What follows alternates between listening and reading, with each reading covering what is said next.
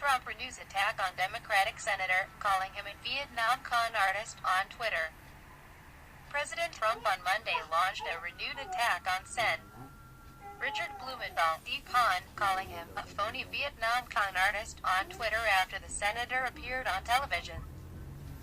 Trump's series of tweets came after Blumenthal voiced support on CNN for continuing the investigation into alleged Russian meddling in last year's election and expressed concern about the Department of Justice's increased focus on rooting out administration officials who leak information damaging to Trump. Trump says his political base is stronger than ever, despite polling to the contrary. Politicizing the Department of Justice for personal ends, I think, is a disservice to the law. And it's also potentially a violation of the spirit of the First Amendment, Blumenthal said, suggesting the department was weaponizing laws against leaking sensitive information. Never in U.S. history has anyone lied or defrauded voters like Senator Richard Blumenthal, Trump wrote on Twitter shortly afterward.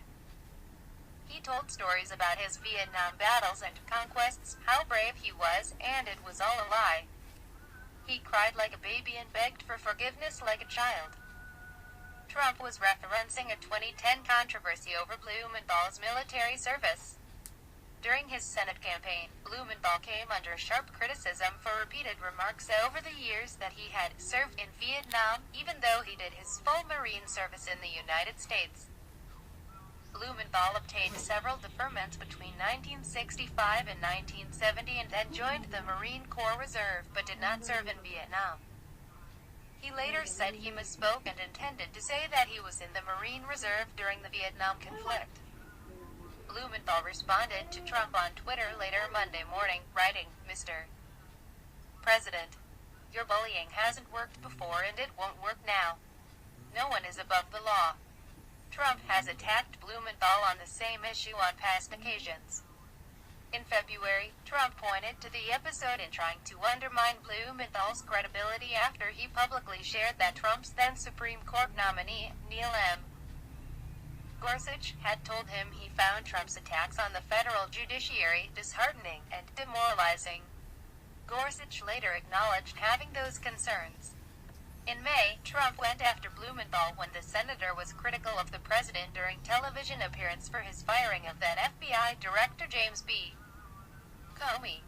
Watching Senator Richard Blumenthal speak of Comey as a joke, Trump said in one of those tweets.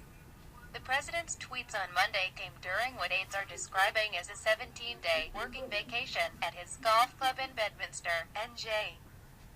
In an earlier series of tweets, Trump stated that his political base is stronger than ever, despite recent polling to the contrary. In recent days, Trump aides have touted a greater discipline brought to the White House by retired Marine Corps Gen. John F. Kelly, Trump's new chief of staff. Since the arrival of Kelly, who joined Trump in Bedminster over the weekend, the president has continued to be active on Twitter.